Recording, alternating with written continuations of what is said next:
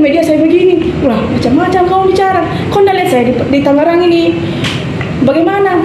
Selama 2 bulan dibilang saya menghilang. Nah pasporku itu ada di Papua, kamu tahan. Bagaimana saya mau pergi? Memang saya mau lari. Sah saja pergi luar negeri jauh-jauh.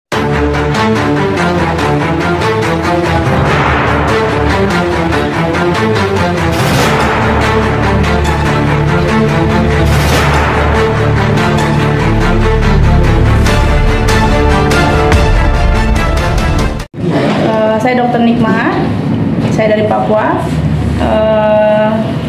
Saya asli Makassar, asli Bugis, bertugas di Papua dari tahun 2015 sebagai dokter gigi BPJS Kesehatan di klinik dokter gigi pertama yang menerima BPJS. Saat itu masih ingat nggak isu di mana BPJS dilarang,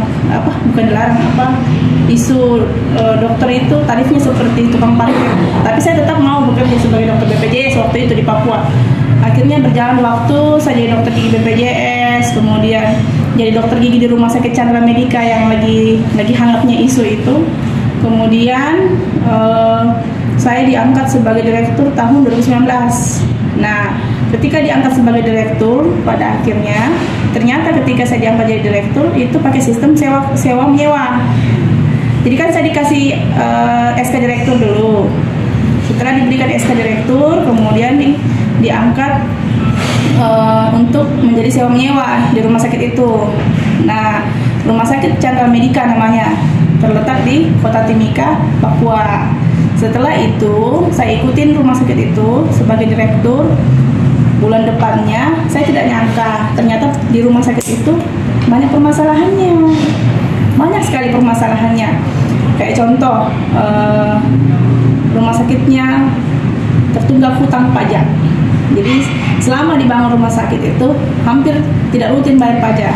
Jadi pas bulan 9 saya diangkat direktur tahun 2019, di bulan Oktober disita pajak saya yang maju rumah sakit itu untuk bicara sama orang pajak supaya nggak diangkat ke rumah sakit, nggak ditutup asetnya, jangan ditutup, jangan diambil sama pajak supaya tetap berjalan operasionalnya.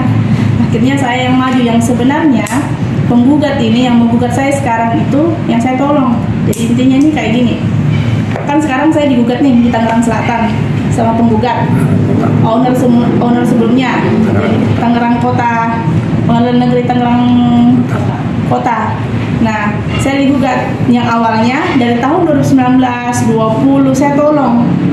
Akhirnya 2021 saya beli rumah sakitnya, tiba-tiba 2023 dia gugat saya di Pengadilan Tangerang Selatan. Tapi dia tidak, di 2023 dia gugat, dia sampaikan saya wan prestasi. Katanya saya bangkrutkan, padahal di rumah sakit sudah bangkrut memang dari awal saya sebelum jadi direktur. Nah, kalau dibilang saya bayar gaji terlambat dan lain-lain, saya saja jadi dokter gigi sudah terlambat memang gaji saya selalu. Bahkan gaji saya ini dari sebelum saya jadi direktur sudah 4 tahun belum dibayar. Bayangkan Pak, saya jadi dokter gigi selama di sana bekerja sampai hari ini belum dibayar gaji saya juga. Kalau dibilang di koran macam-macam, saya juga nggak dibayar kayak begini. Nah, terus saya melarikan diri. Siapa yang melarikan diri? Sekarang saya sibuk ngurusin perkaranya. Bisa nggak dokter Nikma jadi 2? Aku tanya sama teman-teman. Satu di Papua, satu di sini, bisa? Nggak bisa. Bagaimana caranya? Sekarang rumah sakit bukan ditutup, izinnya sudah habis tahun 2022. Saya sudah terbang dari Papua ke Menkes minta surat keterangan. Pak, mau akreditasi? Nggak bisa dok, COVID 2020. Bisa nggak? Nggak bisa akreditasi.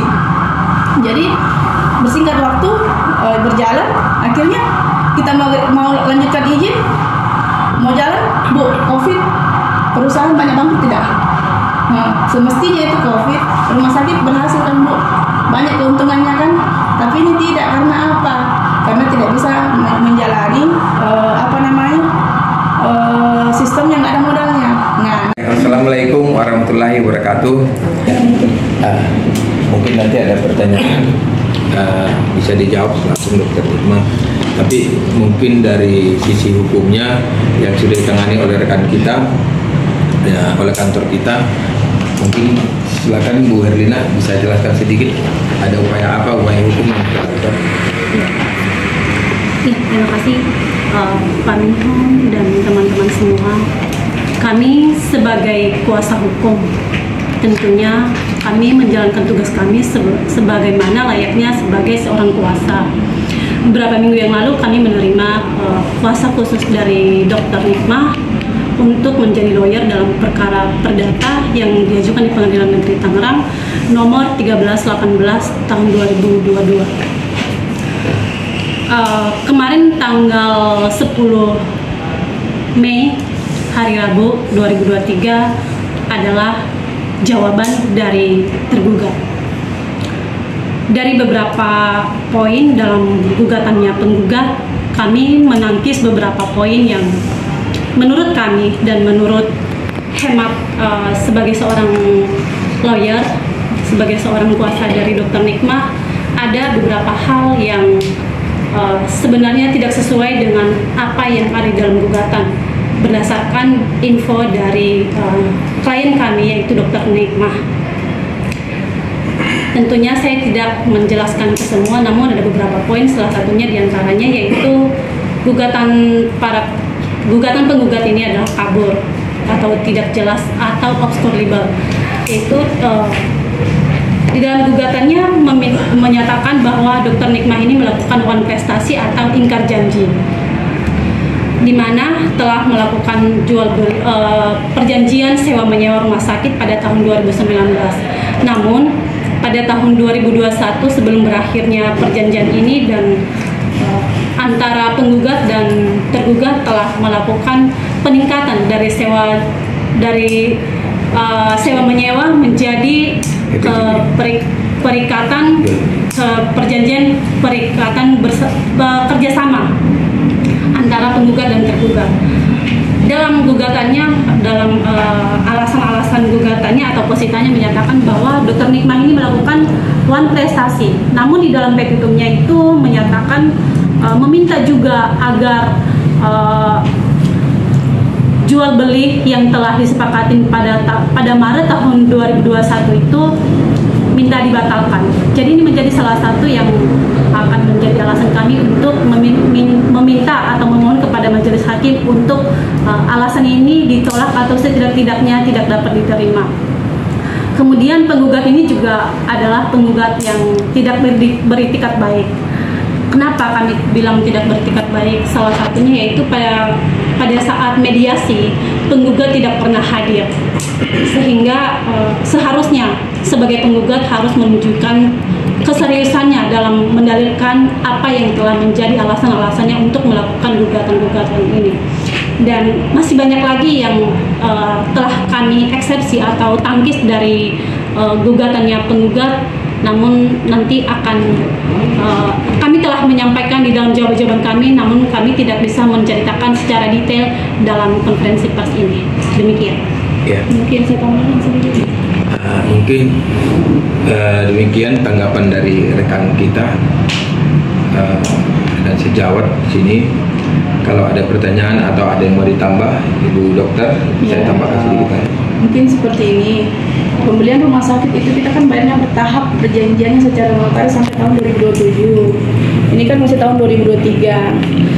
Kenapa itu perjanjian kan sudah dijelaskan, sudah kita sepakati dengan notaris pribadi yang ditentukan oleh pihak penggugat, bukan notaris saya. Sebelumnya kan sudah ditawarkan notaris saya, tapi memang pada awalnya memilih notarisnya beliau, dan yang digugat itu bukan cuma saya pribadi, notaris beliau juga, notarisnya sendiri digugat juga.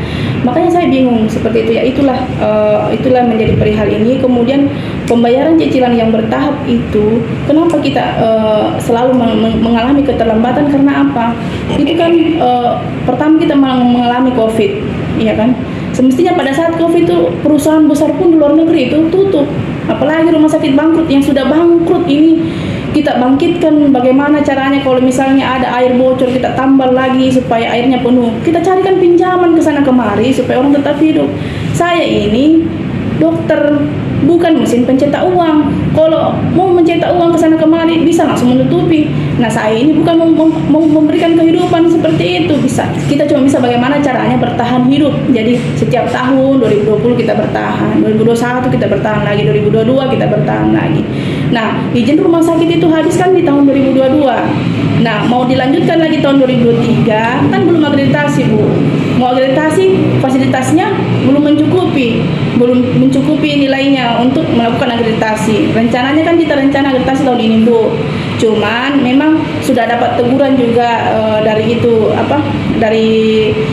Dinas Kesehatan kemarin di bulan Desember sudah disampaikan, itu sudah ada dilayangkan surat bahwa rumah sakit sudah ditutup sama Dinas Kesehatan, ada surat itu. Sampai di bulan 3 ini ditarik semua SIP tenaga medis, sudah selesai. Mau bagaimana lagi? Saya hanya sekedar owner untuk memperjuangkan hak saya untuk rumah sakit saya. Bagaimana caranya ya? Kita serahkan sama kuasa hukum untuk ini di Pengadilan Tangerang Selatan seperti itu. Bahwa awalnya ini adalah sewa menyewa yang dikatakan tidak terbayarkan oleh penyewa. Tapi di akhir daripada sewa menyewa itu malah ditingkatkan dengan PPJB, perjanjian jual beli, dengan nilai 16 miliar. Artinya dari 16 miliar adalah klien kami sudah membayar di angka 200 juta lebih. Artinya sudah terbayar. Nah, adapun perjanjian yang dikatakan dalam PPJB itu adalah 6 tahun. Artinya dalam 6 tahun setelah 2021, berarti habisnya 2027 ya, kalau kita hitung dari 2021.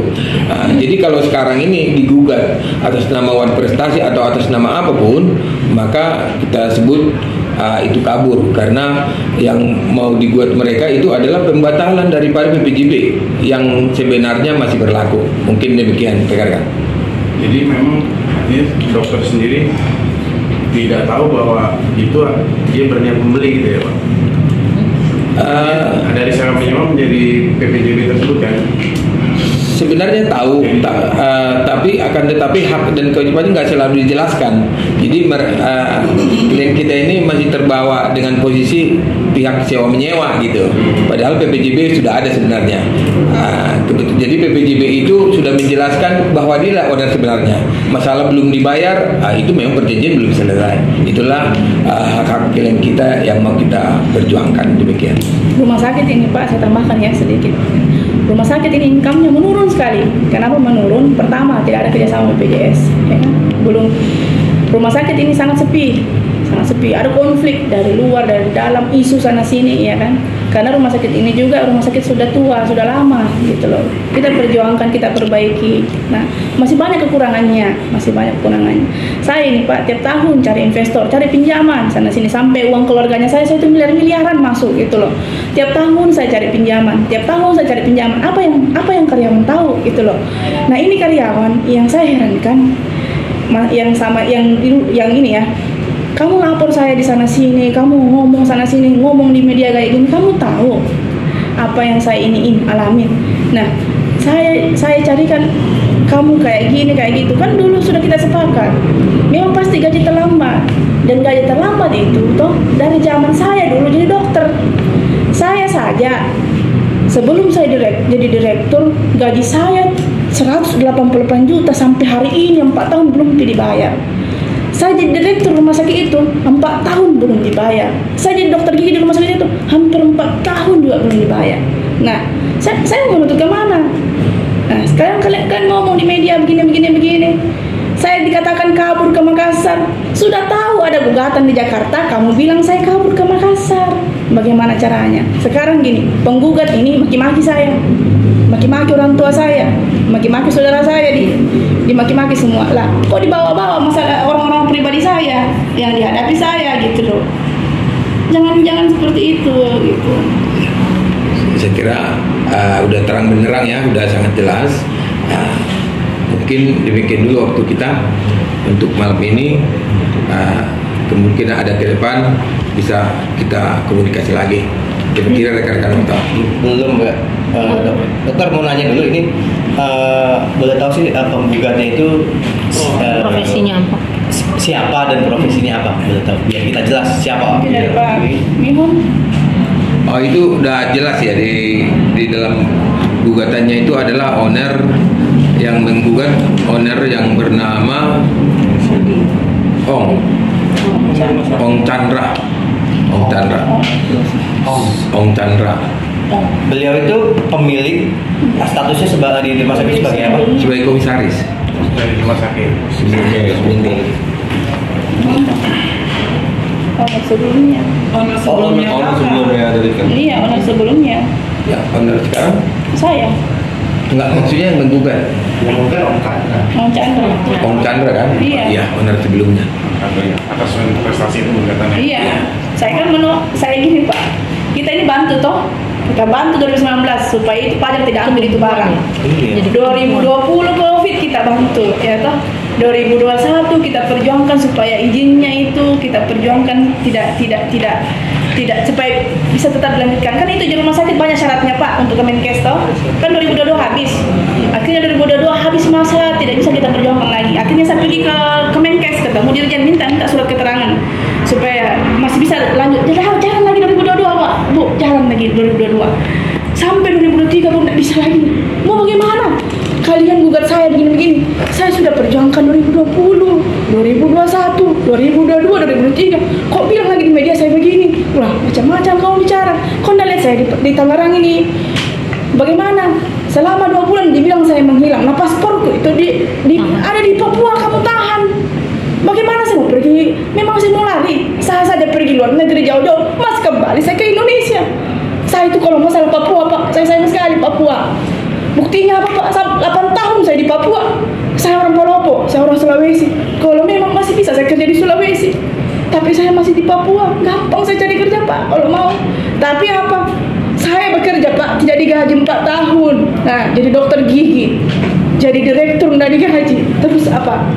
Gaji dokter gigi saya hampir 200 juta nggak dibayar. Bayangkan itu.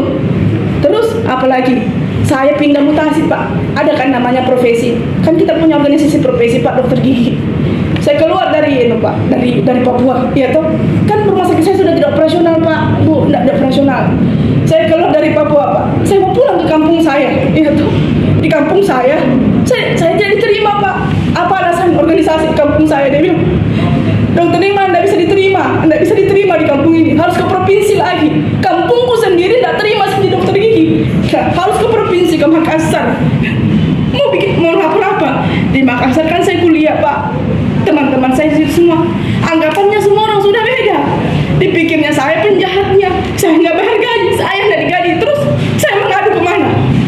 Mereka semua ke saya. Terus saya mengadu kemana coba? Saya hidupnya bagaimana? Kalian tutup karir saya kalian ini. Kalau memang Indonesia sudah tidak terima saya, udah keluar aja kemana? Gitu. Paspor kemana? Gitu. Ini boleh nanya ini enggak? Iya, apa? Pergantian kepemilikan kan dokter kan berarti owner ya tadi. saya owner rumah sakit sekarang. Ini. Itu Pak boleh tahu tahun berapa dok pergantian kepemilikannya? 2021 kan begini Pak, izin ya saya jelaskan. Kan saya diangkat direktur 2019, ya toh. Saat itu Pak banyak dokter, ada 4 dokter waktu itu. Saya ingat sekali ada 4 dokter termasuk saya, dokter tetap di rumah sakit itu. Terus kenapa kamu tunjuk jadi direktur? Saya tanya. Saya kan berani bicara untuk semua karyawan yang ada di situ. Dokter Nikmah, tolonglah dokter jadi direktur. Kalau dokter tidak perjuangkan rumah sakit, tutuplah rumah sakit ini. Saya bilang, oh ya, nanti saya perjuangkan. Saya buat surat Pak. Saya ingat sekali surat itu ada 10 lembar. Saya kirim ke owner sebelumnya, ya. Saya buat. Kalau bisa dipertahankan rumah sakit ini, pertahankanlah. Saya perjuangkan gitu. Akhirnya jalan rumah sakit ini, ya kan. 2019 ternyata mereka sampaikan pas COVID itu Desember, mereka bilang mau dijual rumah sakit. Tapi kan 2020 Pak, saya tidak bisa ketemu orang Bu. Akhirnya kami bicara tentang perjanjian jual beli. Bisanya tanda tangan tahun 2021 kami ketemu. Apa yang saya konsepkan itu Bu berbeda jauh dengan yang ditandatangani ketika di notaris. Nah, saya oke karena apa Bu? Saya anggap keluarga. Dia bilang ini bapakmu, ini ibumu. Oke, saya tanda tangan jual beli. Saya jalan, saya perjuangkan. Itu nggak ada limbahnya Bu. Saya perjuangkan limbahnya. Dinas Kesehatan tegur saya bikin limbah. Saya bikin ini, saya bikin itu. Saya perjuangkan bagaimana caranya kita bergerak. 2020 kan pasien tidak ada Bu. Jadi kita semua bergotong royong di rumah sakit itu. Makanya saya bilang karyawan, kamu lupa itu capeknya kita sama-sama. Kita sama-sama tidur di situ sama-sama. Kita duduk sama rata. Kita makan satu piring. 2020 kita berjuang melewati COVID Bu. Sama-sama kita lewati COVID. 2021 baru kita jual beli Pak. Jadi 2020, 2019 masih sistem sewa menyewa, ya kan? Nah, sebelum habis sistem sewa menyewa, baru kami tanda tangan pembelian jual beli tahun 2021. Masih nanti habisnya itu Pak tahun 2027. Maksud saya begini, nanti setelah agregasi tahun 2023 ini mungkin income naik, kami pelan-pelan lunaskan. Kan kami sudah dapat pinjaman uang Pak, angguran pakai bangunan saya Pak, mobil saya sudah habis Pak, emas saya hampir 1 kilo saya gadaikan, sudah digadaikan di Jakarta Pak, saya nangis-nangis digadaikan malam-malam, sudah hilang habis. Saya datang dari Jakarta tanda tangan gadaikan itu pagi-pagi, udah habis. Apalagi habis Pak, harta apa? Rumah saya sudah dijual, habis. Ini lagi habis semua. Sekarang teman-teman di Timika menuntut lagi mau bangkitkan rumah sakit Pak. Izin operasional sudah habis tahun lalu Pak. Mau bangun lagi kembali izin operasional butuh dana yang besar. Dapat dari mana? Itu. Sedangkan ini gugatan menunggu waktu. Yang mana mau diselesaikan Pak? Kita ambil dulu rumah ini kembali. Kalau orang Papua izinkan saya kembali, saya pulang, gitu. Tapi kalau kalian sudah tidak mau saya pulang, saya kembali ke Palopo. Sekarang Palopo tidak mau terima saya. Saya mau bagaimana? Habis waktu hampir 10 tahun di Papua. Saya tanya sekarang orang Indonesia, saya ke Papua, saya tanya banyak dokter nggak mau ke Papua? Aku tanya, saya pernah jadi direktur Bu, saya rekrut dokter. Ada nggak dokter mau ke Papua? Banyak, jarang. Sedikit saja. Rata-rata orang yang memang domisili di sana baru mau kerja. Tapi isu disebarkan, rumah sakit ini bermasalah, rumah sakit ini bermasalah. Apa organisasi profesi gini. Bagaimana kita mau terima kalau sudah dengarkan isu begini? Susah kita mau kerja. Kalau dibilang nanti saya baru rumah sakit ini bermasalah, salah. Dari dulu rumah sakit itu bermasalah. Memangnya orang bermasalah tidak mau ditemani? Karena memang semua orang punya ujian hidupnya masing-masing. Di rumah sakit ini juga pembelian itu tahun 2021. Intinya jawabannya seperti itu. Maaf saya potong. Berarti sebelum katakan cicilan dok sampai 2007 ini beres, jadi penggugat ini masih memiliki hak atas rumah sakit itu dok ya? Makanya dia berani menggugat seperti itu bukan? Oh, secara hukum nanti Pak itu ya jawab. Mata hukum bagaimana pandangannya? Itu yang kita maksud itu tuntutan gugatan kabur itu. Artinya dia tidak menjelaskan di situ mana pribadi, mana jabatan. Nah, dari situ aja udah jelas kabur. Mungkin kita semua juga mengetahui. Itulah yang akan kita perjuangkan klien kita, karena kita lihat memang gugatannya kabur. Demikian, rekan-rekan ada lagi? Jadi gugatannya hanya memperebutkan rumah sakit ya, bukan dirugi atau sebagainya. Bukan. Gugatannya pembatalan daripada BPJB, arti perjanjian jual beli. Itu gugatannya, inti gugatannya. Terakhir berarti sudah, kalau dana yang sudah masuk berapa dari dokter? 200. Yang sudah diakui baru 220. Diakui oleh penggugat ya. Tapi sebenarnya lebih dari itu hitungan. Sebenarnya klien kita katanya lebih penghitungannya 220 juta. 220. Tapi bukti-buktinya lengkap dok untuk pembayarannya. Lengkap semua. Oke.